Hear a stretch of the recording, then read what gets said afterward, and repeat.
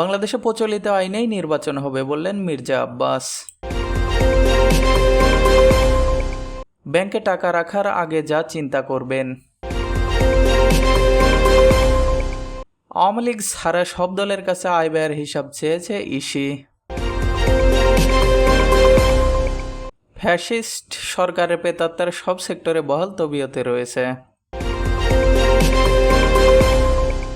এতক্ষণ শুনছিলেন খবরের শিরোনাম, এবার বিস্তারিত। বাংলাদেশে প্রচলিত আইনেই নির্বাচন হবে বললেন মির্জা আব্বাস। বিএনপির স্থায়ী কমিটির অন্যতম সদস্য মির্জা আব্বাস বলেছেন, পিআর বাংলাদেশের জনগণ চেনে না, বাংলাদেশের সর্বোচ্চ প্রচলিত আইনেই নির্বাচন হবে। আর তা না হলে 17 বছর বিএনপি গণতান্ত্রিক অধিকার আদায়ে আন্দোলন সংগ্রাম করেছে। জনগণের সব আন্দোলনে পাশে ছিল। আগামীতে জনগণকে সঙ্গে নিয়ে আবার আন্দোলন হবে। সোমবার 7 জুলাই সিলেট নগরের পাঠানটুলাস্থ সানরাইজ কমিউনিটি সেন্টারে জেলা ও মহানগর বিএনপির দোয়া মাহফিল ও সমাবেশে প্রধান বক্তার বক্তব্যে তিনি একথা বলেন। এই সরকার নির্বাচন করতে পারবে না বলে মন্তব্য করেন মির্জা আব্বাস। বলেন, এই সরকারের ভেতরে আওয়ামী লীগের আমলারাও যা করেছে তাতে এই সরকার নির্বাচন করতে পারবে না। তবে আমরা আমলাদের এই চক্রান্তকে প্রতিরোধ করব, অতঃপর নির্বাচন আদায় করব। তিনি আরও বলেন, 17 বছরের দীর্ঘ আন্দোলন সংগ্রামের পর একটি শুভ সময় এসেছে। হাসিনা পালিয়ে গেছে, কিন্তু হাসিনার দোসররা এখনও দেশ ছাড়ে নাই। তারা সচিবালয় থেকে শুরু করে জেলা উপজেলা প্রশাসনে বসে ষড়যন্ত্র করছে। তারা চায় না সুষ্ঠু নির্বাচন হোক। আর একদল লোক আছে মসনদে বসে পায়তারা করছে নির্বাচন না দিয়ে কিভাবে অনেক দিন ক্ষমতায় থাকা যায়। আবার এক এক রাজনৈতিক দল এক এক কথা বলছে। কেউ একজন পিআর পদ্ধতির নির্বাচনের কথা বলছেন। এরপর জানিয়ে দেব ব্যাংকে টাকা রাখার আগে যা চিন্তা করবেন। সম্প্রতি বেশ কয়েকটি ব্যাংকে গ্রাহকদের টাকা আটকে যাওয়ায় ভালো ব্যাংক ও খারাপ ব্যাংক নিয়ে আলোচনা চলছে।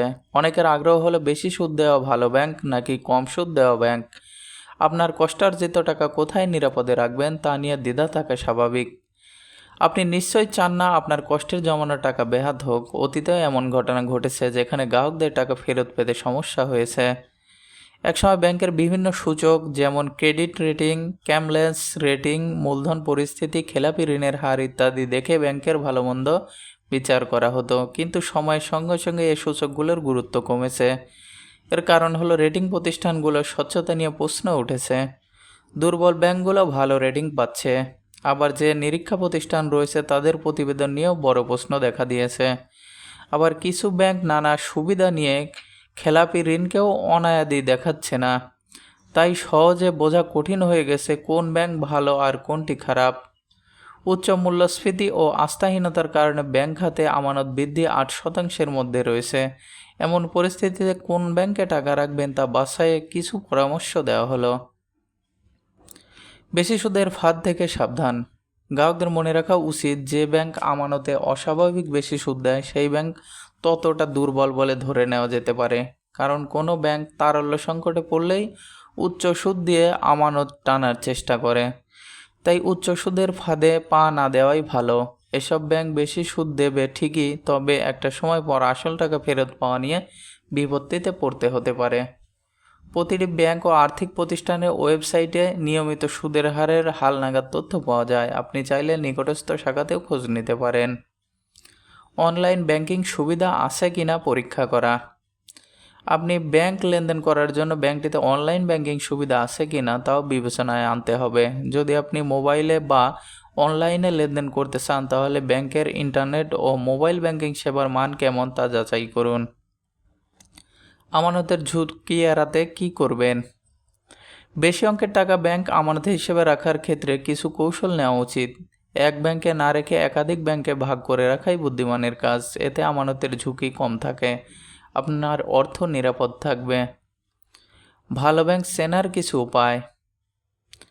ভালো ব্যাংক চেনার কিছু উপায় আছে। এক, পরিচালনা পর্ষদের স্বচ্ছতা আছে কিনা তা দেখতে হবে। সেক্ষেত্রে সংশ্লিষ্ট ব্যাংকের পরিচালনা পর্ষদের ভাবমূর্তি দেখতে পারেন। যে ব্যাংকের পর্ষদ যত বেশি স্বচ্ছ সেই ব্যাংক তত বেশি নিরাপদ। প্রতিটি ব্যাংকের ওয়েবসাইটে পরিচালকদের নাম ও পরিচয় দেওয়া থাকে। তাদের নিজস্ব ব্যবসার স্বচ্ছতাও বিবেচনায় নেওয়া উচিত। 2, ওই ব্যাংকের বড় গ্রাহক কারা তা দেখতে পারেন, যেমন কোন ব্যাংকের বড় গ্রাহক কারা, অর্থাৎ ব্যাংকটি আমানতের টাকা কাকে ঋণ দিচ্ছে সে বিষয়ে খোঁজ নিন। ব্যাংকগুলো প্রতি বছর যে বার্ষিক প্রতিবেদন তৈরি করে সেখানে কয়েকজন শীর্ষ গ্রাহকের নাম ও ঋণের পরিমাণ উল্লেখ থাকে। 3, নিয়োগ প্রক্রিয়া ও পেশাদারত্ব আছে কিনা বিবেচনায় আনতে পারেন। যে ব্যাংকের কর্মকর্তা কর্মচারী নিয়োগ প্রক্রিয়া যত স্বচ্ছ সেই ব্যাংক ততটা ভালো, কারণ দিন শেষে ব্যাংকের কর্মকর্তারাই ব্যাংকে ভালো রাখতে পারেন। পাশাপাশি ব্যাংকটির শীর্ষ কর্মকর্তাদের পেশাদারিত্ব একটি গুরুত্বপূর্ণ বিষয়। এসব বিষয় বিবেচনায় নিলে আপনার জমানো টাকা নিরাপদ থাকতে পারে। এছাড়া ব্যাংকের নানা আর্থিক সূচক ও ভাবমূর্তিও বিবেচনায় নিতে হবে। এদিকে আওয়ামী লীগ ছাড়া সব দলের কাছে আয় ব্যয়ের হিসাব চেয়েছে ইসি। বাংলাদেশে আওয়ামী লীগ ছাড়া নিবন্ধিত রাজনৈতিক দলগুলোর কাছে গত বছরের 2024 সাল আয় ব্যয়ের হিসাব চেয়েছে নির্বাচন কমিশন ইসি। গত সোমবার 7 জুলাই ইসি সচিব আক্তার আহমেদ বিষয়টি নিশ্চিত করে বলেন, নিবন্ধিত দলগুলোকে আয় ব্যয়ের হিসাব চেয়ে চিঠি দেওয়া হয়েছে। আওয়ামী লীগের নিবন্ধিত স্থগিত থাকায় দলটিকে চিঠি দেওয়া হয়নি। রাজনৈতিক দল নিবন্ধন শর্ত অনুযায়ী প্রতি বছর 31 জুলাইয়ের মধ্যে আগের পঞ্জিকা বছরের আয় ব্যয়ের হিসাব ইসিতে জমা দিতে হয়। কোনো দল পরপর 3 বছর হিসাব জমা দিতে ব্যর্থ হলে সংশ্লিষ্ট দলের নিবন্ধন বাতিলের বিধান রয়েছে। বর্তমানে ইসিতে নিবন্ধিত দল মোট 51টি রয়েছে।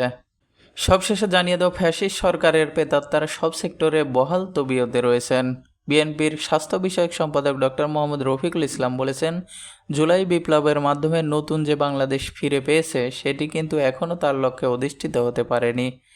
ফ্যাসিস্ট সরকারের প্রেতাত্মারা এখনও মন্ত্রণালয়, স্বাস্থ্য অধিদপ্তর, সিটি কর্পোরেশন সহ সব সেক্টরে বহাল তবিয়তে রয়েছে।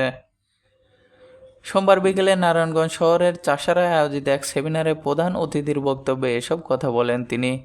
ডক্টরস অ্যাসোসিয়েশন অব বাংলাদেশ এর আয়োজনে ডেঙ্গু সচেতনামূলক সেমিনারের আয়োজন করা হয়।